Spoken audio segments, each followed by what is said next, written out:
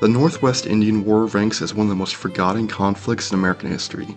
Like, if you ask the average American about this war, they will have no idea what it is. But despite being forgotten, this war had a huge impact on the US in its most fragile years. The war exposed the massive problems with the US military, which was just barely able to survive against a much smaller enemy. It led to the destruction of the British Indian Alliance for 15 years, and in my opinion, it was the last realistic opportunity the natives had at holding back American expansion. It is also a war of extreme brutality. Native warriors committed horrific massacres against American settlers, where everyone, even children, were murdered in cold blood. Few survivors taken back to villages to be tortured and executed. The Americans responded in kind, with settler posses, state militias, and federal regulars targeting native villages. They burnt the villages to the ground, executed the men, and took the women and children hostage. This is a war that should be covered in length. That's what I hope this video series will be able to do. This video is going to focus on the beginnings of the war, so there will be a lot of focus on treaties and politics. Stuff that is very easy to skip over, but stuff that is also very important to know in order to understand why the war happened and why it played out the way it did. We will get to some combat by the end, so stay tuned.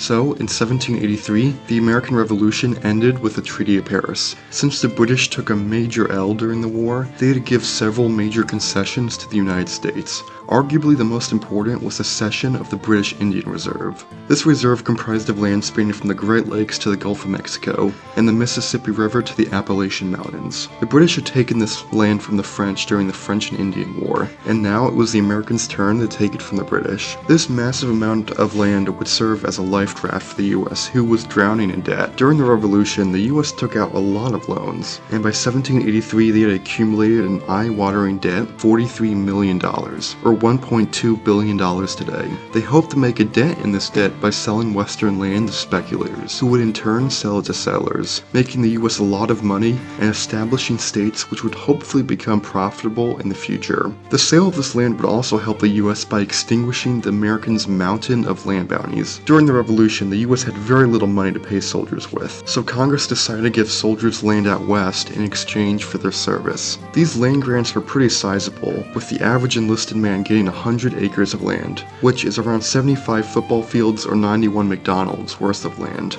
The largest of these grants was granted to George Rogers Clark, who received 150,000 acres of land, or roughly 136,000 McDonald's. So the US is very determined to get the land out west, but there was a major roadblock in the way. Well, a few major roadblocks, but the biggest was the fact that people still lived in the Northwest. And yes, I said the Northwest because while the US was expanding into the entire reserve, it is a lot easier to split it into North and South parts. And the South is a whole other story, which is mostly unrelated to this war. The Northwest was inhabited by 80,000 Indians, living in roughly 35 different tribes. The Revolution split these tribes along pro-British and pro-American lines, but they were generally united along the idea of staying in the land they lived on. This was, of course, a major problem for the US, as natives were obviously going to resist American encroachment and probably attack settlers, which, besides the human cost, would also disincentivize settlement to the west and destroy a lot of valuable property and cattle. They couldn't move settlers in until the natives were removed, at least that's what they believed. So the US was faced with the age-old question, how does one commit ethnic cleansing? Jesus Christ, what a fucking title, dude. Well, the most obvious option was just continuing to wage war against native tribes, which seemed to make sense. After all, the US was still officially at war with them, since the Treaty of Paris only made peace between the US and Great Britain, so the US could justifiably take native land under the right of conquest. But just crushing the natives with military might was actually not possible, since after the Revolution was over, Congress disbanded the Continental Army to save money, so the 30,000-man army was replaced with one 700-man army, which faced constant desertion and was poorly funded. This force was supplemented by state militias, which were also poorly funded, faced constant desertion, and were very, very incompetent. To put it simply, this force couldn't invade the Northwest, and no one knew this fact better than George Washington, who stated, "The settlement of the western country and making peace with the Indians are so analogous, there can be no definition of the one without involving consideration of the other. In a word, there is nothing to be obtained by an Indian war but the soil they live on, and this can be had by purchase at less expense. But how was the U.S. to take the natives' land but also avoid war? Well, the Americans, namely Philip Schuyler and George Washington, created a very shrewd Indian policy. The Americans knew that the natives were on tough times and wanted peace, so the U.S. would offer that peace under the condition that the tribes recognize American dominion over them and cede all their lands to the U.S. Now, the tribes would obviously be a little hesitant to sign over all their land, but not to worry. The U.S. would sweeten the pot by threatening to fucking kill them if they didn't comply, and they would hopefully concede. So the natives would be pushed into Indian reserves towards the west. Over the time, the U.S. would move settlers closer to the reservation borders, which would diminish the hunting value and would make the land useless to the natives. So the natives would then sell it to the settlers for small amounts of money and then move further to the west. This process would keep happening over and over again until the natives were either extinct or pushed past the Mississippi River. Here are two quotes from Schuyler and Washington who go into more depth about the plan. Please pause if you want to read. The U.S. justified this expulsion of Indians using the right of conquest. In their minds, since the British had lost the war, and since most natives served as British proxies, they had therefore lost any right to the land. The U.S. also justified the expulsion as vengeance against the savage Indians who committed horrific atrocities against settlers. And in the Americans' defense, the natives committed a lot of what we would today call war crimes against American settlers, like an extensive list of war crimes, which include, but are not limited to, massacring entire families, torturing and executing POWs, kidnapping women and putting them in forced marriages, which is rape, bodily mutilation, and a laundry list of other immoral acts. Now, I'm not going to sit here and act like settlers were always just innocent bystanders. Settlers and state militias did often commit atrocities of their own, and they definitely antagonized native tribes. But it is inescapable that the frequent reports of Indian atrocities turn the general public against native tribes. The U.S.'s planned meddling with native tribes did not go unnoticed by the British, who felt stiffed by the peace treaty, especially about giving away their Indian reserve. When the Treaty of Paris was being negotiated, the liberal Shelburne cabinet drove the delegates to end the war as soon as possible. This caused the commissioners to quickly concede to most of the Americans' demands, without much of a fight, including the demand to give away their Indian reserve. They gave away this reserve, believing it to be small, worthless, and not worth defending against the French, Spanish, and newly freed Americans. But, as it turns out, the 30-year-old map they used significantly underestimated the size of the reserve. And worthless? Well, it turns out the delegates, who had never been in North America, never realized the importance of the reserve. The reserve made the British a lot of money through the fur trade, with the fur trade of 1783 to 1784 producing an unusually large number of pelts. The reserve's value also came from the fact that it was a constant thorn in the side of the Americans. The British felt that an American invasion of Canada was imminent, so having the reserve as a staging ground for native attacks would hopefully keep the Americans busy. So, after realizing that they made quite possibly the biggest fuck-up in British history, the British tried to retain de facto control of the territory. The British refused to leave the forts in the northwest, a stipulation of the Treaty of Paris. The British used the excuse that the Americans did not pay back many loyalists for their lost property, which is true, to be fair. But just holding these forts was not enough. The British needed the natives to keep the Americans at bay. This was problematic for the British as the native tribes were generally left very weak and very divided by the war. Quite literally the perfect targets for Americans to divide and conquer. To counter the Americans' influence, the British advocated for the creation of a confederacy, where all the tribes would act as one for the benefit of all, which would force the Americans to deal with one large group instead of many small groups, essentially evening the playing field. This wasn't a wholly British idea either. Mohawk Chief Joseph Brant was a major proponent of a united confederacy to prevent American expansion, which he saw as a necessity as American settlers began to slowly move past the Appalachian Mountains. So, in September 1783, Brant and the British agents called together a Grand Council of Native Chiefs to discuss the creation of the Confederacy. The groups met at the head of the Sandusky River. In attendance were chiefs from 35 different tribes. These chiefs can broadly be split into two groups, the right being the anti-war faction, which was made up of tribes closer to the border, some of whom were American allies, while the left was the more pro-war faction, comprising of tribes farther away from the border, who were British allies or relied on British trade. Now these tribes are an easy way of keeping track of who's who. However, keep in mind that these tribes were not singular entities. Chiefs from the same tribe often disagreed over who to support. For example, Blue Jacket of the Shawnee was more pro-war, while Malutha, who was also Shawnee, was more anti-war. So it was more of a spectrum, with most chiefs supporting one side, but some also supporting another side, and some in the middle. In addition to the chiefs, two British representatives attended the meeting, Sir John Johnson and Alexander McKee. Brant spearheaded the discussion of forming a confederacy. He argued that the natives had to work together if they had any hope of holding off American expansion. They had to work together when they treated with the Americans, and if war came, they would work together to fight the Americans. As Brant put it, the tribes had to act as a dish with one spoon, all acting in one motion.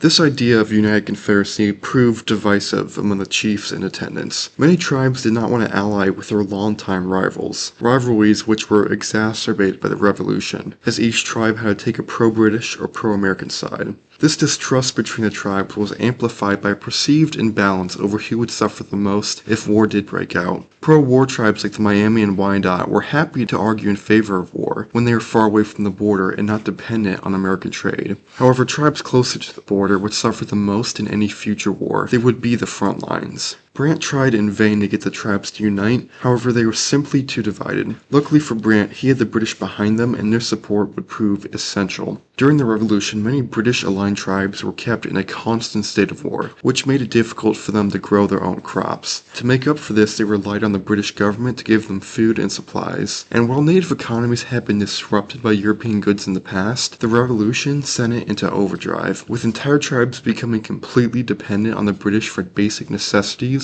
like food and blankets. So you can imagine what the British threatened to do to tribes who didn't want to join the Confederacy. So the natives who opposed the Confederacy almost immediately folded, and with that the Confederacy was formed, at least in theory. It is still in the early stage and there's a lot of kinks that had to be worked out. Brant ended the meeting by stating, "We the chief warriors of the Six Nations with this belt bind your hearts and minds with ours, that there may be never hereafter a separation between us. Let there be peace or war, it shall never disunite us, for an interest or alike, nor should anything ever be done but by the united voice of us all, as we make but one with you." Now, two important asterisks. First, while the Confederacy was a major diplomatic achievement for the British, they were less willing to fund it militarily. In fact, there seems to have been a lot of confusion over whether they were or weren't going to support the Confederacy. But generally, the British gave some guns and ammo to the natives, but they never sent troops to help them. This is important to know, as a lot of chiefs assumed, keyword assumed, that they had British support behind them, which explains a lot of their actions during the war. Secondly, the Confederacy was a very loose confederacy at this point. It was in the early stages of development, and it was essentially just a verbal agreement among some chiefs and the British agents.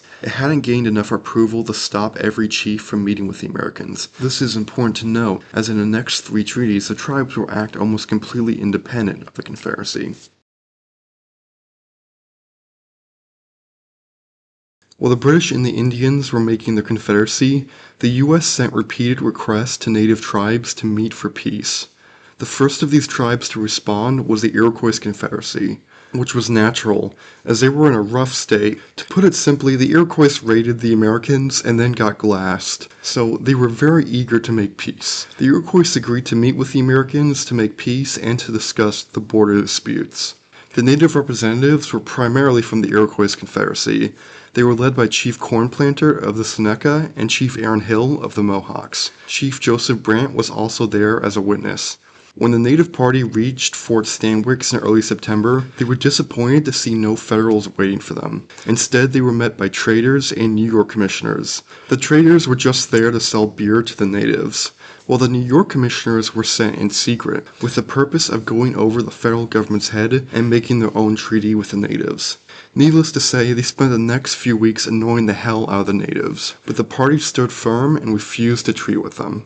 The Federal Party arrived in early October. They included the three commissioners, Oliver Wolcott, Richard Butler, and Arthur Lee, all distinguished statesmen. They also included famous general the Marquis de Lafayette, future President James Madison, and last but not least, Josiah Hamar, a senior officer of the U.S. Army and a contingent of 185 federal troops. The U.S. brought this big group of big names to display their strength to the natives and to show that they would take this meeting seriously and wouldn't screw them over. The Americans were unhappy to learn about the New Yorkers and traders who tried to pull a fast one on them, so they were unceremonially kicked out of the fort. Afterwards, the Americans greeted the natives and gave a short speech which asked the tribes to renew their friendship and to not have evil thoughts. Pause if you want to read. This was followed by a much longer speech by Lafayette, which reminded the Iroquois of their past alliance with the French and encouraged the natives to take advantage of the U.S.'s friendly disposition. Again, pause if you want to read. The U.S. demeanor put the natives at ease. It seemed like they were getting a fair shake. A response by Aaron Hill expressed the native desire for peace and thanked the Americans for sparing their lives. Brant also expressed his desire for peace, but reminded the Americans that we must observe to you that we are sent in order to make peace, and that we are not authorized to stipulate any particular cession of land. With each side at an amicable point, the meeting ended, and with it, Brant, Madison, and Lafayette all left to attend to other business. When the parties met on the 12th, the Americans dismissed the friendly greetings of natives and got right to business. Wolcott pulled out the Treaty of Paris and read it out loud. After finishing, he emphasized that no mention is made by the King of Great Britain of any Indian nation or tribe whatsoever, but that he has left those tribes to seek for peace with the United States upon such terms as the United States shall think just and reasonable. Wolcott further emphasized that the U.S. was therefore the sole power to whom the nations living within those limits are hereafter to look for protection. This speech unmasked the Americans' demands. This wasn't a peace meeting between a, quote, father and son. This was the conqueror, posing terms of surrender on the conquered. The Iroquois, undoubtedly shaken, protested the commissioner's insinuation that they were conquered. Aaron Hill responded, "We are free and independent, and at present under no influence. We have hitherto been bound by the great king, but he, having broken the chain and left us to ourselves, we are again free and independent. We have a right to treat for peace." The commissioners coldly responded, "You must not deceive yourself, nor hope to deceive us. You are mistaken in supposing that having been excluded from the United States and by the King of Great Britain, you become a free and independent nation and may make whatever terms as you please. It is not so. You are subdued people. You have been overcome in a war which you entered into with us. The Great Spirit, who is at the same time the judge and avenger of perfidy, has given us victory over all our enemies. We are at peace with all but you. You now stand alone against our whole force. When we offer you peace on moderate terms, we do it in magnanimity and mercy. If you do not accept it now, you are not to expect a repetition of such offers. Consider well, therefore, your situation and ours." The Americans' rebuttal left the natives in silence. There was not much they could do to resist the Americans. They had no choice but to give in to the American demands. The first of these being that the Iroquois were to free all their hostages. As a sort of insurance, the Six Nations were to give 6 chiefs as hostage until the Americans were released. This was a given, and it was something the Iroquois were mostly happy to do. The second demand was far more hard-hitting. The Americans demanded that all hostile nations of the Iroquois give up their land and move to reservations in Upper New York. Conversely, the friendly Iroquois nations would be allowed to stay on their current land. This was unconscionable to the Iroquois nations. They were not authorized or prepared to cede land at that point. Even if they were authorized, they hoped to keep the Americans at the Appalachian border, or at worst east of the Ohio River. But there was no negotiation. The Six Nations were ruined by the war. They were in no position to resist, so Cornplanter and Aaron Hill reluctantly gave in. The treaty was signed on October 22, 1784. With it, all American hostages were freed, 93 in total. Of them, around 25 chose to stay with their tribe. The 6 chiefs would later be freed as well. The Mohawks, Senecas, Quaggas, and Onondagas were forced to give up most of their land and move to the very tip of western New York. Many of these natives then fled into British Canada. An exception was made for Cornplanter's village, which was allowed to exist in thanks to his, quote, efforts for peace. The Oneida and Tuscarora, who were more pro-American, were allowed to keep their existing land for the time being. Once the Federals were finished, Pennsylvania and eventually New York made their own treaties with the Six Nations and reduced these meager reservations even more. In return for their compliance, the U.S. promised to protect the Six Nations and gave them $5,000 worth of food and supplies, including Aaron Hill and Cornplanter, who were given a great gift of 2 rifles of neat workmanship for their services at the late purchases. The Treaty of Fort Stanwix was, of course, outwardly rejected by the Confederacy, as the Indians of the West and most Iroquois leaders called it a fraud and refused to certify the treaty. While most of the tribes were unhappy with the treaty, the Algonquin tribes of the Ohio were happier with it, as they were finally freed from Iroquois dominion. The Treaty of Fort Stanwix was a major win from the U.S., but it was not enough. The U.S. had gained western land in New York and Pennsylvania, but they still needed that valuable Ohio country, so the U.S. reached out to the tribes living on the land. The U.S. got positive responses back from the Wyandot and Delaware tribes, along with some members of the Chippewa and Ottawa tribes. To the frustration of the Americans, however, the Shawnee tribe stubbornly refused to meet with them, correctly assuming that the U.S. was going to take their land away. The Shawnee refusal was very annoying for the Americans, as the Shawnee lived in the center of Ohio and had fiercely defended their land, meaning that settlers couldn't move in until they were moved out. The U.S. would spend the next few months trying to pin the Shawnee down for a peace meeting, but in the meantime, the remaining tribes agreed to meet at Fort McIntosh. For all practical purposes, the negotiations at Fort McIntosh were parallel to those of the Treaty of Fort Stanwix, the only real difference being that the Wyandot and Delaware had a legal claim to the land. In the early 1700s, France gave the Wyandot control over basically the entirety of the Ohio country. The Wyandot in turn let the Delaware live on that land after they'd been kicked out of the East. So the Wyandot and Delaware had legal claim to their land. The groups met amid a bitter winter of 1784. In attendance were U.S. Commissioners Arthur Lee, Richard Butler, and the famous General George Rogers Clark, who replaced Wolcott. Additionally, General Lafayette attended, as his French birth made him especially important in convincing the tribes to give their land to the U.S. The native party reached Fort McIntosh on January 7, 1785. They were led by 2 elderly chiefs, Pocahontas of the Delaware and Dunquot of the Wyandot. Following behind the chiefs was a band of natives who appeared more as refugees than proud warriors. Hundreds of sickly men, women, and children trudged into the fort, all wearing old and torn clothing. Cold and in desperate need of supplies, the natives spent most of their time at the fort continually drunk and begging for food. The natives' sorry state did not impress the Americans, with Clerk Griffin Evans writing in disgust that they were darker and their features and conduct more savage than the Iroquois. Ensign Ebenezer Denny gave a similar opinion, calling them a whole motley crew, an ugly set of devils. In spite of this disdain held by many Americans, General Lafayette greeted the natives warmly, reminding them of their past French allegiance and praising the warriors among them who fought alongside the Americans, with the natives responding in kind.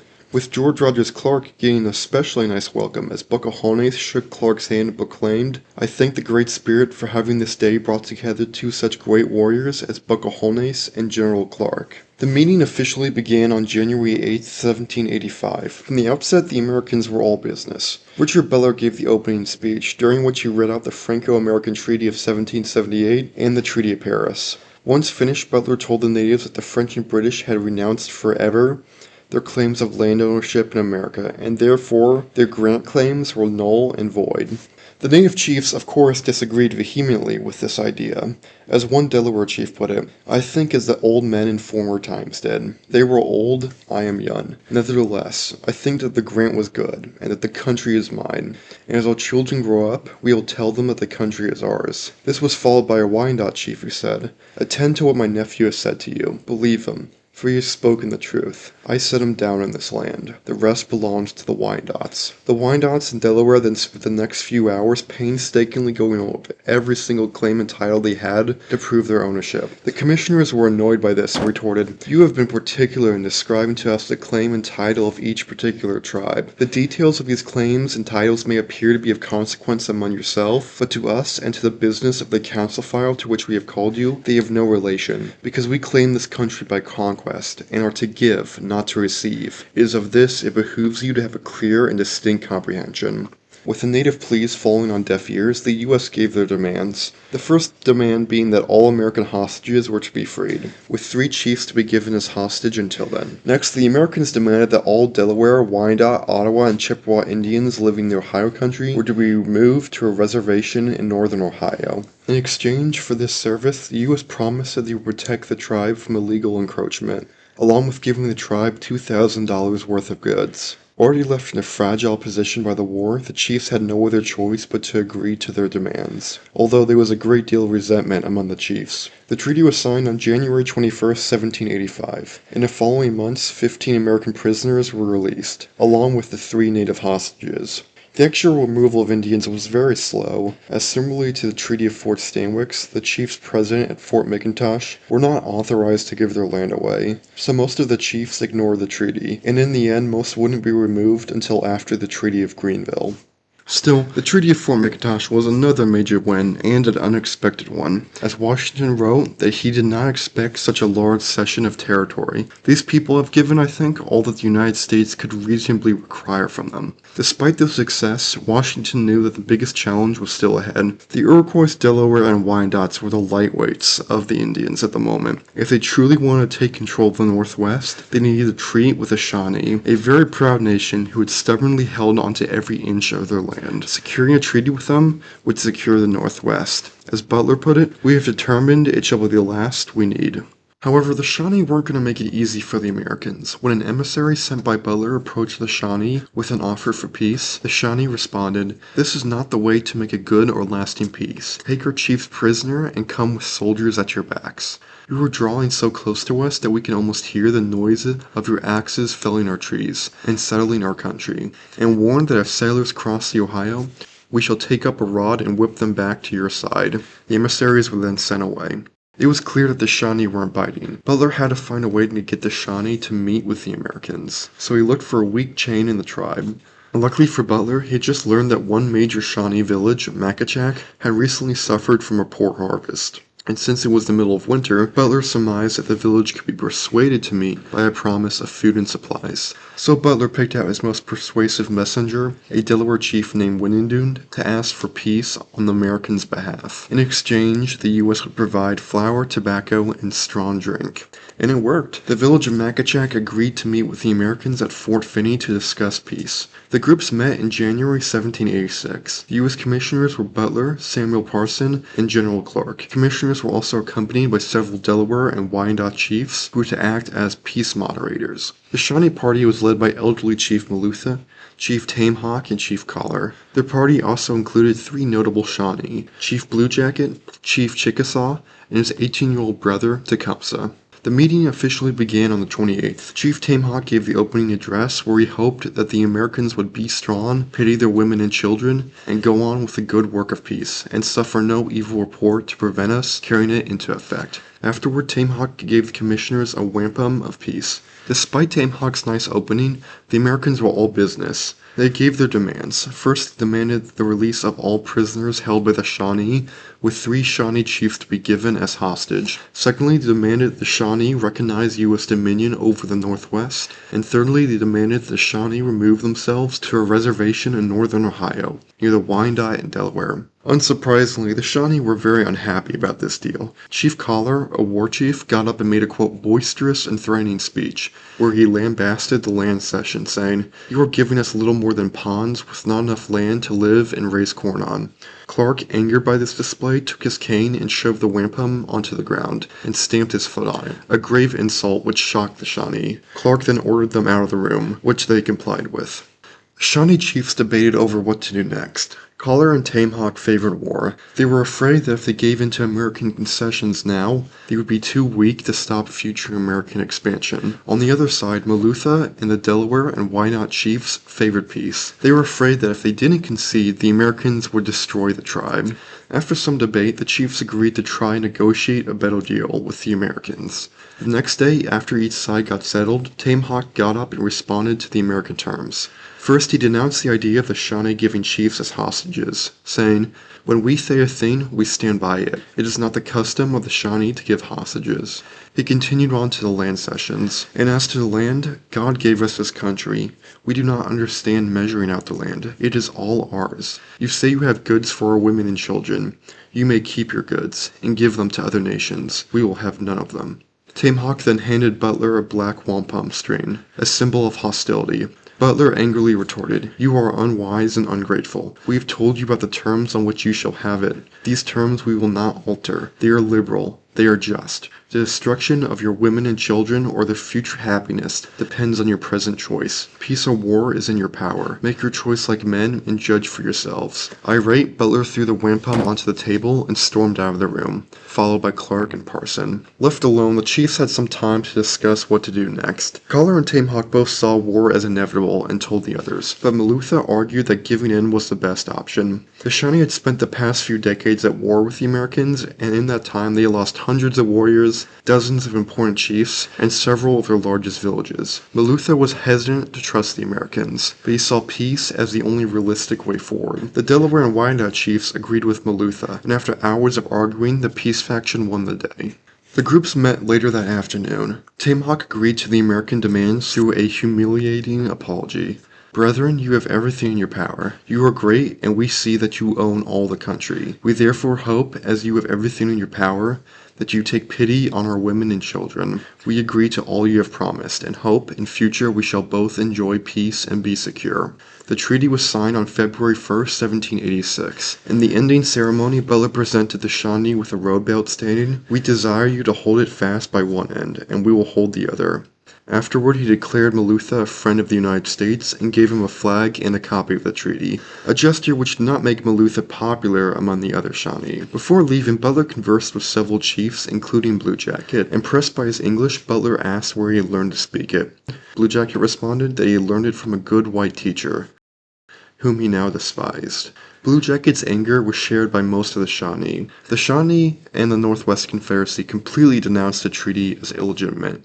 As a result, the treaty was disregarded similarly to Fort McIntosh, with essentially no Shawnee leaving for the new border. Even Malutha and the peaceful village of Macachak refused to leave their territory. In the next few months, 7 American hostages were returned to the U.S., although this was only a fraction of the dozens held by the Shawnee. The 3 Shawnee chiefs were later returned as well. The 3 treaties at Fort Stanwix, Fort McIntosh, and Fort Finney were mostly unsuccessful, aside from the freeing of hostages and some minor land gains. The Americans and their heavy-handed approach aggravated potentially friendly tribes and enraged hundreds of young native warriors. These warriors felt humiliated by the treaty and were eager for revenge.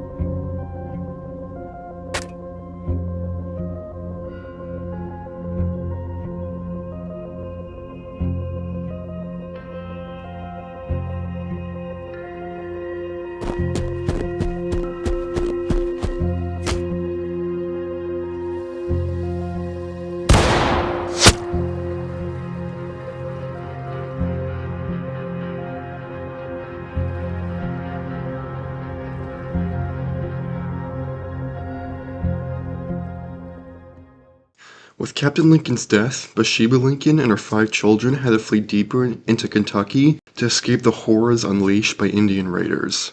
Lincoln's death was a tragedy, but it was a tragedy that became commonplace, as Indian war bands raised hell along the frontier. June 29, 1785, Lee County, Virginia. The Scott homestead is attacked in the early morning. Father Archibald Scott is shot dead and scalped. 3 Scott children and a child of the Ball family have their throats slashed and are scalped. A 4th Scott child is stabbed to death in her mother's arms. Mother Franny Scott is taken as captive, but manages to escape and returns to civilization 2 weeks later. March 1786, Vincennes, the Northwestern Territory. Following a string of Indian attacks, 2 American hunters go missing near the outpost of Vincennes. The bodies are found on the 25th. One man is found hacked to pieces, while the other was burned alive and his corpse was suspended from a tree. The French hunters who found the body also report that 4 more Americans have been killed upstream. October 3rd, 1786, Wilderness Road, Kentucky. The McNick Company, comprising of 27 settlers, is attacked in the middle of the night after the company forgot to post sentries. 24 settlers are killed and scalped. 3 members of the party, 1 man, 1 pregnant woman, and a female child, escape into the forest. The woman is forced to give birth inside a hollowed-out log in the middle of the night. When the morning arrives, the survivors must bury their dead and continue their journey into Kentucky. As these reports piled onto the desk of county officials, they could do little more than stand by, as Indian war bands wreaked havoc on frontier settlements. Targeting isolated homesteads, unprotected wagon trains, and small hunting parties, the war bands would quickly emerge from the wilderness, overwhelm the defenders, and destroy them before fading back into the forest. The frontier's defenses were overwhelmed by the sheer number of war bands. At one point, there were 26 raiding parties operating at the same time. Unable to defend themselves, the settlers wanted to attack back. They wanted to target the Indian towns, the meeting points for raiding parties. When they approached the Kentucky militia to lead this expedition, they were rebuffed, as Kentucky's mother state of Virginia made it illegal for the militia to leave state borders. The settlers then asked the federal government for help, but again they were rebuffed, with the federal army being far too small and spread out to provide any assistance. With no federal or state help, it seemed like the frontier was abandoned to itself. As the number of deaths reached up to 600, it seemed like the frontier settlements might not survive. As George Rogers Clark put it, "I don't think that this country, even in its infant state, bore so gloomy an aspect as it does at present." Feeling deserted, the frontier settlements decided to band together. In July, Jefferson County, Kentucky, one of the most ravaged communities, released an unprecedented proclamation. Written and signed by many members of the county, it proclaimed that there exists an implied contract between settlers of this country to support and defend each other against our relentless and common enemies. We apply to you for aid, to revenge the injuries we have already suffered, and to prevent those with which we are every day threatened. At stake are the lives of ourselves, our wives, and helpless infants, who without proper action will most probably fall prey to savage barbarity. This proclamation was a rallying cry for settlers, and while it didn't exactly lay out an exact plan of action, it was well known that the settlers were planning to lead their own expedition into Indian territory. This posse would attack the Indian villages along the Wabash, the meeting points of the war bands, and where hostages were held.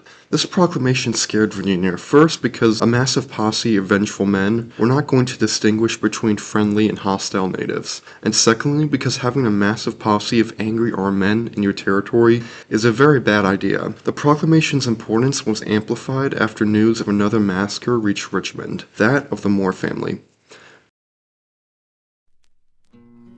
First, some background. Now, the Abbs Valley is a region just east of the Appalachian Mountains in western Virginia.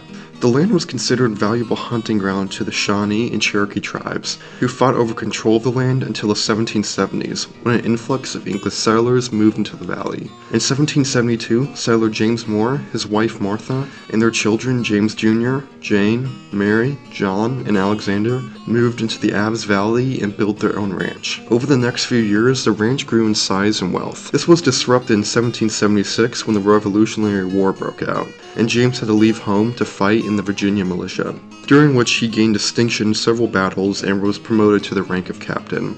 Once the war concluded, James returned home and continued to grow his ranch and family, with Joseph, Rebecca, and William being added to the family. The family's happy life was disrupted in 1784, when a small party of Shawnee Indians entered the valley to steal horses. One band, consisting of Shawnee Chief Black Wolf, his son, and another warrior, ran upon the 18-year-old James Jr., who was walking to a nearby pasture to grab a horse. The party captured him and took him back to the Shawnee village of Chilothe. When Jr. was captured, he probably believed that he would meet the same fate which befell most native captives. However, Jr. got incredibly lucky. Black Wolf's half-sister was apparently looking for a lover or a servant, it's a little unclear, and she adopted him at the cost of an old horse. Jr. spent the next few months living with his mistress, his words not mine, before a passing French trader saw that Jr. looked like his own son, so he bought him for $50 in Indian money, which I guess his mistress was okay with. They then moved all the way to Detroit, where Jr. helped them run their farm and actually got treated pretty well. In 1786, Jr. was able to get a letter back to his father explaining where he was. When James Sr. received this letter, he was elated to know that his son wasn't dead. Unfortunately, he wasn't able to go pick him up just yet, as the family family had just gained a new member, Margaret, who was just a few months old. Plus, the farm was in need of constant protection. In the last few months, several cattle at the Moore farm had been found dead with their tongues and eyes cut out. A clear message from Indian raiders who wanted to stop American encroachment. These raids caused most of the other settlers to run away to forts or stations, but not the Moores. James Moore built a blockhouse on his property with the express purpose of holding off an Indian attack, and kept 6 rifles loaded and ready at a moment's notice. He was confident that he could hold off any Indian party. The merits of these defenses would be tested in late June, as a large Indian raiding party entered the region. Led by Black Wolf, this party was determined to get scalps, and while most of their movements are not recorded, it is known that on July 13th, the band murdered a man and his wife, and burned their cabin down. This cabin was only a few miles away from the Moore homestead, so it was clear what their next target would be. Morning of July 14th, 1786, the Moore family was up and at 'em. The household had 11 people in it, James Sr. and his family, besides his son Joseph, who was away on errands, and James Jr., who was still in Canada. Additionally, there were 2 other people at the Moore homestead, family friend Martha Evans and worker John Simpson, who was currently sick and bedridden.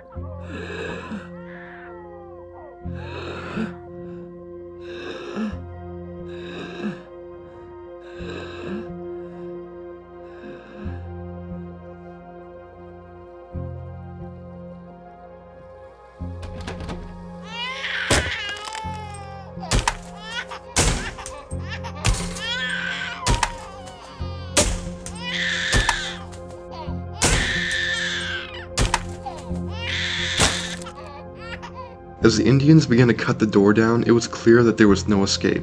Martha gathered the family together to pray. Once finished, Martha opened the door, as at least by surrendering they had a chance. With all the settlers killed or captured, the natives collected the Moore's cattle and burned the blockhouse to the ground. Once finished, the party quickly made the trek back into Indian territory. John was disabled and lagged behind the rest of the party. Not wanting to be slowed down, a native took him off trail and came back with his scalp. Margaret was only a few months old, and if she began to cry, it could risk capture. So a native took Margaret from her sister's arms and slammed her head against a tree. When the party reached the Shawnee village, the villagers fell into celebration, with the warriors showing off their scalps, cattle, and prisoners. However, amid these celebrations, one elderly chief stepped out of the crowd and openly reprimanded Black Wolf. In front of the crowd, he chastised Black Wolf for these raids, stating that they did not weaken the enemy and would only lead to the ruin of their villages. This warning ruined the celebrations, but it would quickly be forgotten as Black Wolf and his raiding party left the next morning.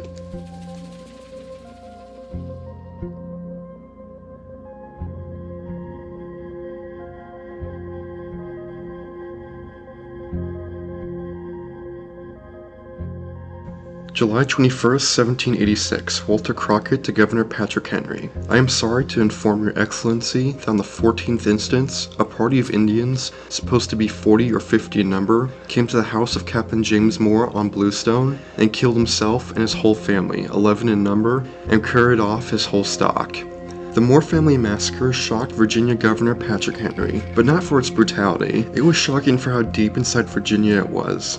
The vast majority of the Indian raids took place in the Kentucky district or on the border. The Moore homestead was deep in Virginia proper, and it showed how vulnerable the whole state was. So the Jefferson Proclamation, the Moore Massacre, and a later petition from the town of Bluestone, which I didn't get to, convinced Henry to let the Kentucky militia loose. He gave the okay to George Rogers Clark to lead his own expedition against the Indians. Also, here's the Bluestone petition. Pause if you want to read.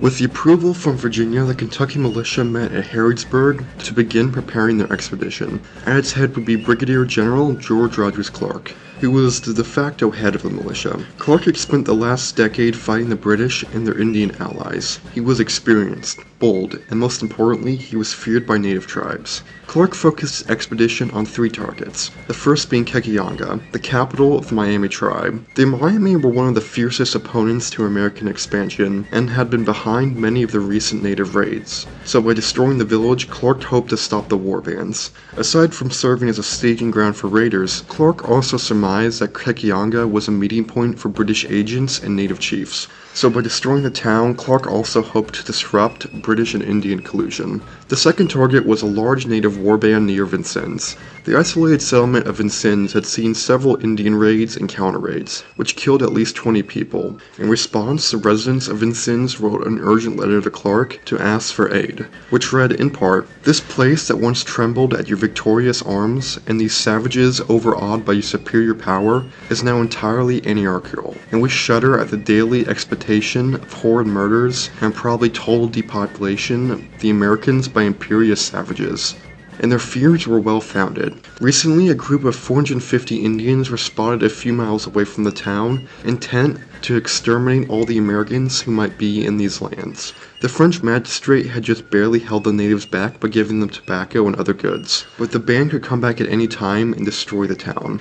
Therefore, the residents begged Clark, a man known to be a friend of the distressed and possessed of humanity, to destroy the war bands and garrison Vincennes. The letter had its achieved effect, with Clark promising to defeat the raiding party and to leave a garrison at the town on its way up the Kekianga. The expedition's last target was the Shawnee town of Macachak and its satellite villages. The Shawnee had long been the traditional enemy of Kentucky's settlers, and elements of the Shawnee tribe had been behind many of the most recent raids which Clark saw as a clear violation of the Treaty of Fort Finney. So by destroying Macachak, Clark hoped to prevent raids, avenge the dead settlers, and to punish the Shawnee for their failure to follow the treaty. And while the decision to attack the Shawnee was relatively sound, the choice of Macachak was very strange. While it is true that the Shawnee were behind many of the raids on American settlements, these raiders came mostly from the town of Chilothe, which held the most pro-war members of the tribe. Macachak was the exact opposite. Led by the peace-inclined Myuu, the town pursued peace and even complied with the Treaty of Fort Finney. Myuu saw himself as an ally of the Americans, and even hoisted Butler's American flag above his longhouse. Why Clark chose Macachak is unknown, but based on my own speculation, I think that Clark chose Macachak based on the false belief that all Shawnee were the same, and therefore all Shawnee villages were acceptable targets, which I think is a fair enough explanation. Most people at this time didn't differentiate between opposing tribes, so I wouldn't expect them to go a step further and differentiate between the factions within those tribes. So Clark was set on destroying these 3 targets. However, he could only expect an army of roughly 2,000 militiamen to carry out these ambitious goals, most of whom who had never seen combat and received minimal training. Clark recognized the value of having disciplined regulars among undisciplined militiamen, so he asked Colonel Hamar to send 2 companies of regulars to accompany his expedition. Unfortunately for Clark, while Hamar agreed to give soldiers, Hamar's boss, Henry Knox, did not and countermanded the order. Left with only 2,000 untrained militiamen, Clark had to be resourceful for this expedition, especially since the native warriors in the region were estimated to be around 1,500 in number. With this in mind, Clark planned an expedition based around speed and surprise. Clark split the army into 2 prawns, one 1,200-man prawn and one 800-man prawn. Clark would lead the 1,200-man prawn through a densely forested but shorter path directly towards Vincennes. This path was quicker for infantry, however the rough terrain made it impossible for wagons to cross it, so he would have the army's supplies ferried up the Wabash to Vincennes, where both sides would meet up. Once there, they would surprise and destroy the native raiding party and garrison the town. Then he would march on Kekianga, destroy the town, and then the army was to either fight the natives or book it back to Vincennes. It's a bit unclear. Speed was crucial, as if the natives realized what Clark was planning to do, the natives could meet up with 1,500 warriors and destroy his smaller force. Clark knew that his force would cause a lot of commotion, and that all the native forces in the region would be focused on him. So as he was causing havoc in the west, the second prong of the expedition, a fast-moving 800-man cavalry force under Clark's second-in-command, Benjamin Logan, would march on the Shawnee town of Macachak and surrounding villages. He would destroy the town and similarly book it back to American territory. With the plan decided, Clark stayed in the aptly named Clarksville and began to recruit militiamen, where he ran into some immediate problems. The Kentucky militia apparently had 5,000 fighting-age men ready at a moment's notice, but in reality most of these men were hesitant to go on an expedition deep into dangerous Indian territory. Plus, most of the Kentuckians were farmers, and it was the middle of the harvest season, so by going on this campaign, their families would suffer. A blow made worse by the often rapid call-up of men. In one case, a recruit was only given a one-day notice that he was going to be on campaign for 2 months. Naturally, the Kentuckians tried to avoid military service, and the officers had to use impressment to recruit men and punish those who tried to avoid service. In one case, a reluctant recruit named Philip Easton was tied to the back of a horse and forced to walk several miles behind it, often being dragged along the way. In the end, Clark was able to achieve his goal of 1,200 men, but they were very demoralized and desertion was a constant issue. The problem in recruiting troops had meant the expedition was behind schedule, so Clark decided to leave immediately after he met his 1,200 man goal, which would make up for lost time but would force them to forgo a vital supply shipment. So on September 17th, Clark left Clarksville with the army late in fall and low in supplies. This formidable force got off to a good start as this massive army marched through the forested path in 8 days, a logistical miracle considering its size.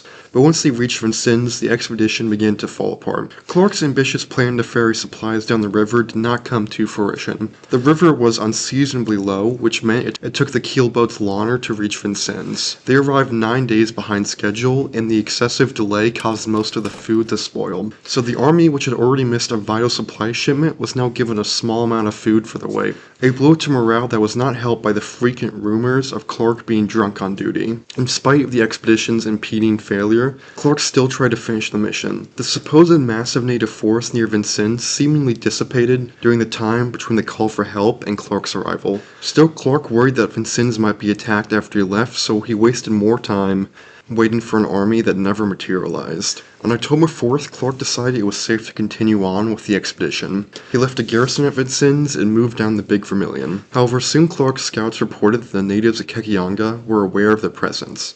In fact, the natives had gathered a much larger force than Clark's. The bulk of the Confederacy's warriors were just waiting to pounce on Clark's army. Once the army realized that the element of surprise was gone, morale plummeted as this began to look like a suicide mission. Clark tried to calm his army down, but his men, most of whom were forced to be there in the first place, had lost their nerve. Shouting "Who's for home?", 300 men from Logan County deserted in a single day. With this army disintegrating, Clark was left with no other choice but to turn around and return to Vincennes, where he left a small garrison and returned to Kentucky. To add insult to injury, the garrison left of Vincennes lost all order and became a mob, which began to harass local citizens and foreign traders. It got so bad that the U.S. had to send Hamar to personally relieve the militia and restore order.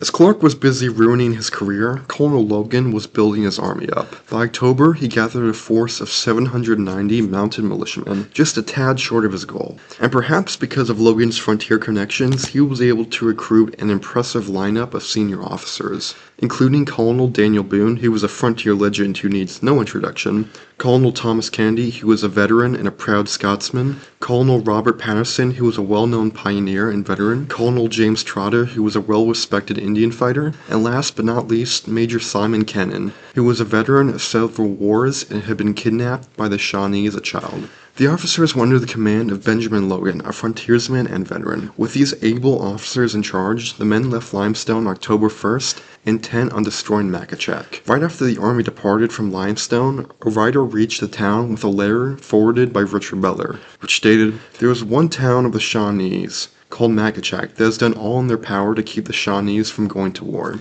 This letter would have prevented the attack, but it arrived just a few hours too late. On horseback, the men quickly progressed towards Makachak. On October 4th, the party set up camp to rest before carrying out the final 60 miles of their journey.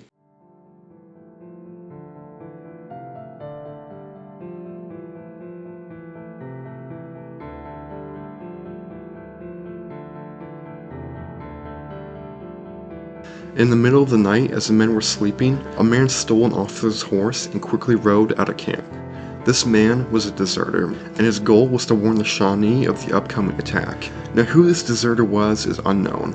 He might have been a British spy, he might have been a French fur trader friendly to the natives, or he might have even had a native wife at Makachak. Whoever he was, his intention to warn the Shawnee put the whole expedition at risk. While Makachak wouldn't be able to effectively defend themselves, the advance warning would allow the Shawnee to escape with much of their supplies. When word reached Logan that the man was gone, he immediately dispatched Kenton and two of his best woodsmen to chase the deserter down. Then Logan rushed his expedition towards Makachak, desperate to avoid detection.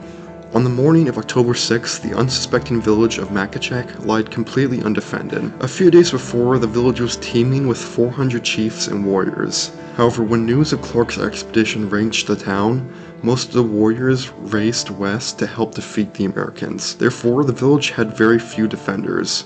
Nor did they need to. Led by Myuu, the town had done everything in its power to maintain peace with the Americans. Myuu even hoisted Butler's American flag outside his log house. Myuu and his town were friends of the US, and they should have had nothing to fear. Early in the morning, a lone white rider approached the town. Holding a white handkerchief, the deserter had just barely managed to evade Logan's scouts. Approached by several warriors, the man gave a frantic speech where he warned of a massive American army heading right their way. The warriors refused to believe the deserter's story, and instead roughly pulled the man off his horse and tomahawked him. Had the Shawnee listened to the deserter, they might have had enough time to evacuate, but the man's murder sealed Makachak's fate. At noon, a massive American army appeared on the outskirts of town. The villagers were shocked to realize that the strange man who spoke of an upcoming attack was telling the truth. Having achieved complete surprise, Logan prepared his men to attack. He split his force into 3 columns. The left was led by Patterson and was to attack the satellite villages on the other side of the river. The center column was led by himself, and the right was led by Kennedy. They would both attack Makachak directly. Before leaving, Logan ordered his officers not to kill those who surrendered. Logan wanted to ensure that no American hostages were killed in the process. Just as the Americans were about to leave, Logan witnessed the savages retreating in all directions, making for the thickets, swamps, and high prairie grass. Dozens of villagers fled in hopes of escape. Logan quickly ordered Kennedy to capture the fleeing villagers before marching on Makachak.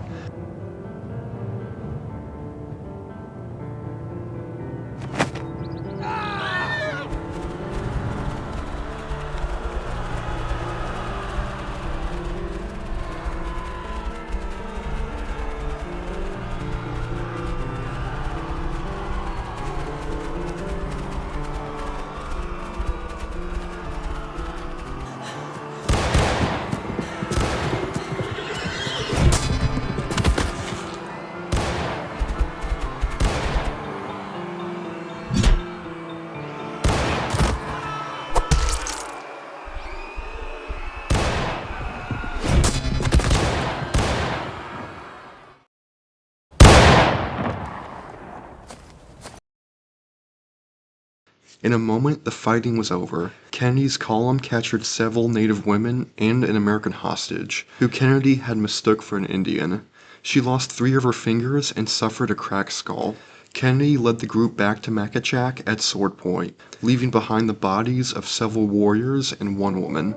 As Logan's column approached, Makachak was thrown in chaos. The villagers desperately fled to the forest, while a few warriors put up a frantic defense.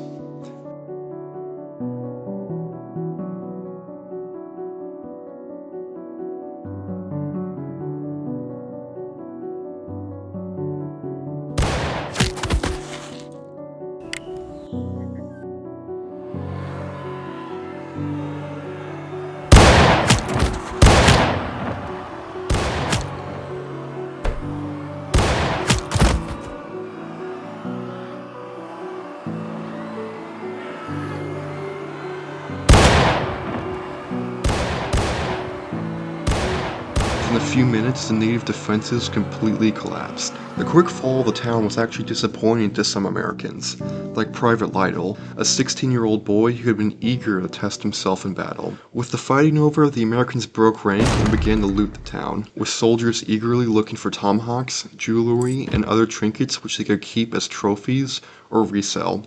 This also included native scalps taken from dead men and women. While searching, the Americans found 3 white prisoners who were freed.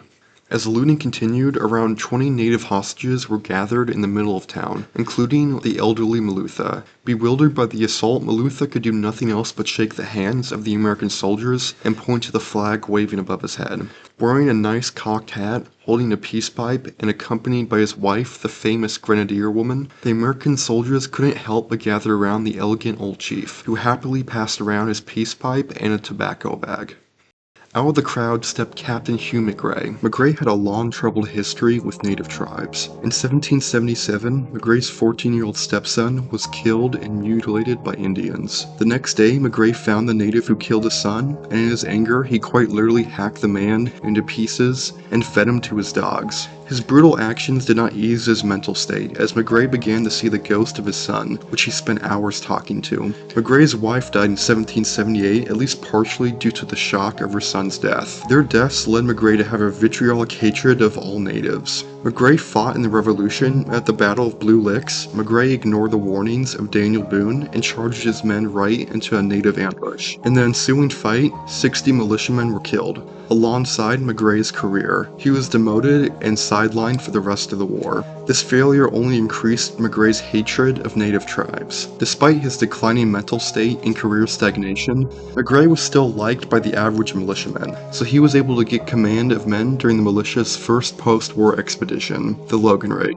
With the battle won, McRae looked to take his vengeance out on the elegant old chief. McRae walked to Malutha and asked, "Were you at the defeat of the Blue Licks?" Malutha wasn't at the battle. Nonetheless, he didn't have a good grasp of English, and to appease the angry man in front of him, Malutha shook his hand and said yes.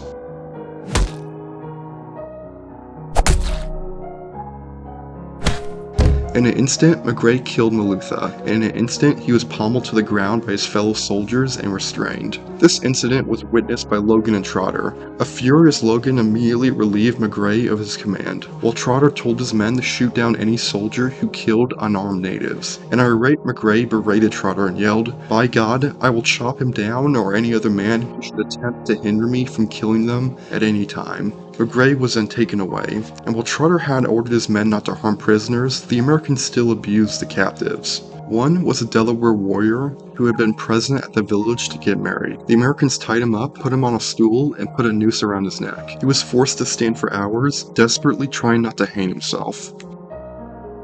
As the militiamen were committing some war crimes, Private Lytle and another soldier were outside looking for freed native hogs. As the men were eagerly searching for hogs, they saw someone in the distance. It was a native warrior who had just returned from a hunt. Lytle's partner injured the native, but they were still able to hide in the high prairie grass. One Captain Urin rode up to investigate the gunshot. After being told of the Indian, the captain rushed to kill the native.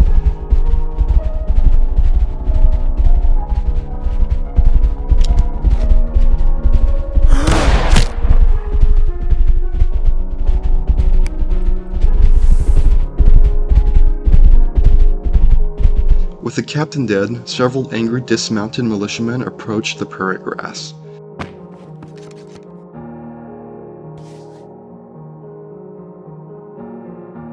No less than 20 seconds later, the native sprung up and shot another man.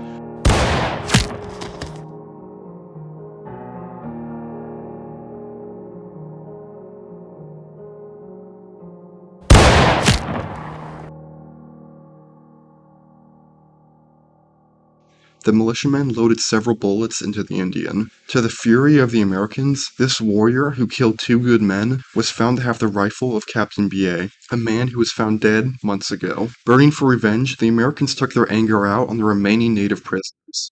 The first target was a Shawnee warrior who gained infamy for his cruelty towards American settlers.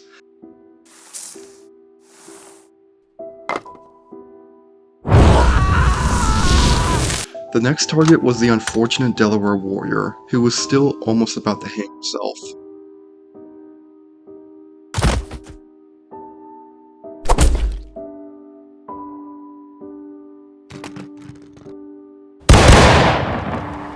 His body was then shot to make it seem like he died in battle.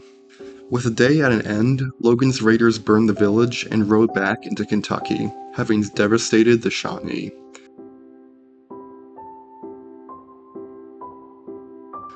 On a tactical level, Logan's raid was a complete victory. At the cost of 3 men dead and 3 injured, the Americans killed at least 23 natives. Of them, 10 were chiefs, including principal chiefs Malutha and Shade, some Six Nation chiefs, and an Ottawa chief. Additionally, at least 11 warriors were killed or executed during the raid, alongside 1 native woman. The US were able to rescue 4 American hostages and took 28 of their own, 26 women and 2 children, who could be used as leverage to get back American hostages. The Americans destroyed 8 large Shawnee villages and 5 smaller ones, totaling over 200 dwellings, including the storage house of British agent Alexander McKee. The biggest achievement of this raid was undoubtedly the destruction of over 15,000 bushels of corn and all the natives' cattle, which was taken or butchered. The loss of this food did more damage to the tribe than any chief's death could. The Shawnee had been low on food before the raid, and now they were completely destitute. The Shawnee villagers had to make a long trek to the Miami villages for shelter. While tactically, the Logan raid was a complete victory, on a strategic level, it was a major failure, as the once divided Shawnees were now united against the Americans. Clark and Logan had hoped the attack would stop the raids, but instead, the angered Shawnee warriors would turn the frontier into a living hell. Join me next time as Native and American officials desperately try to avoid open war, while settlers and natives engage in brutal frontier warfare, determined to destroy each other.